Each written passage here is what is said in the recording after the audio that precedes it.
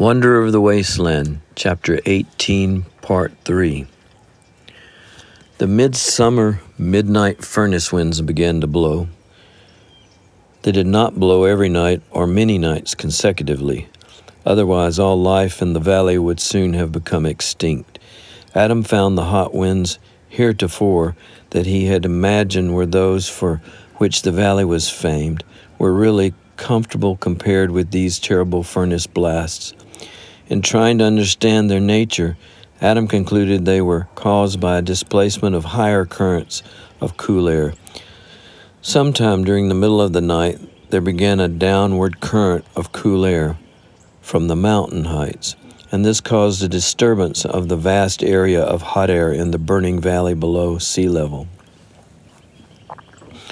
The tremendous pressure drove the hot air to find an outlet so it could rise to let the cool air down, and thus there came gusts and gales of furnace winds rushing down the valley, roaring up the canyons. The camp of the Veeries, almost in the center of one of these outlets, and scarcely a quarter mile from the main valley, lay open to the full fury of these winds. The 1st of August was a hazy, blistering day in which the valley smoked. Veils of transparent black heat shrouds of moving transparent heat. The mountains' tops were invisible, as if obscured in thin leaden-hued fog. Their bases showed dull, sinister red through the haze.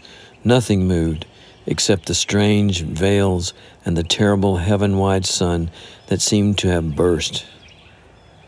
It was a day when, if a man touched an unshaded stone with his naked hand, he would be burned as by a hot iron. A solemn, silent, sulphurous, smoky, deadly day, inimical to life. But at last the sunset of red hell ended that day, and merciful darkness intervened. The forepart of the night was hot yet endurable, and a relief compared to the sunlit hours. Adam marked, however, or imagined, a singular, ominous reddish hue of the dim stars, a vast steel veil between him and the sky, awaiting hush. He walked out into the open, peering through the dimness, trying to comprehend. The color of the stars in the heavens and of the dull black slopes and of the night itself seemed that of a world burned out, immense, dim, mysterious, empty, desolate. Had this Death Valley finally unhinged his mind? But he convinced himself that it was normal. The unreality, the terror, the forbidding hush of all the elements, the immenseness of the catastrophe, these were all actually present. Anything could happen here. Exaggeration of sense was impossible. This Death Valley was only a niche of the universe, and the universe only a part of the infinite. He felt his intelligence and emotion, and at the same time the conviction that only a step away was death. The old wonder arose. Was death the end? Not possible. Yet the cruelty, the impassivity of nature, letting the iron consequences fall, this seemed to crush him. For the sake of a woman who suffered agony of body and mind, Adam was at war with nature and the spirit of creation. Why? The eternal query had no answer. It never would be answered. As the hours wore away, the air grew hotter, denser, like a blanket. It seemed to lie heavily on Adam. It was the hottest, stillest, most oppressive, strangest night of all his desert experience. Sleep was impossible. Rest was impossible. Inaction was impossible. Every breath seemed impossible of fulfillment. A pressure constricted Adam's lungs. The slow, gentle walk that he drove himself to take, which it was impossible to keep from taking, brought out a hot flood of sweat on his body, and the drops burned as they trickled down his flesh. If the winds blow tonight, he muttered in irresistible dread, Something told him they would blow. Tonight they would blow harder and hotter than ever before. The day of leaden fire had promised that. Nature had her midnight change to make in the elements. Time would not stand still. The universe prevailed on its inscrutable course. The planets burned, the suns blazed upon their earths, and this ball of rock on which Adam clung, groaning with the other pygmies of his kind, whirled and hurtled through space, now dark and then light, now hot and then cold, slave to a blazing master 90 million miles away. It was all so inconceivable, so inscrutable and unbelievable. There came a moment of air fanning his cheek, emphasizing the warmth. He smelled anew the dry alkali dust, the smoky odor, almost like brimstone. The hour was near midnight, and the death-like silence brooded no more. A low moan as of a lost soul moved somewhere on the still air, weird, dismal, uncanny. It fitted the spectral shadows and shapes around him, and the night with its mystery. No human sound, though it resembled the mourn of humanity. A puff of hot wind struck at him in the face, rushed by, rustling the dead and the withered brush, passed on to lull and die away. It seemed to leave a slow movement in the still air, a soft, restless, uneasy shifting, as of an immense volume becoming unsettled. Adam knew. Behind that sudden birth of life, the dead air pressed the furious blasts of hell, the midnight furnace wind of Death Valley. Adam listened. How strange, low and sad the moan.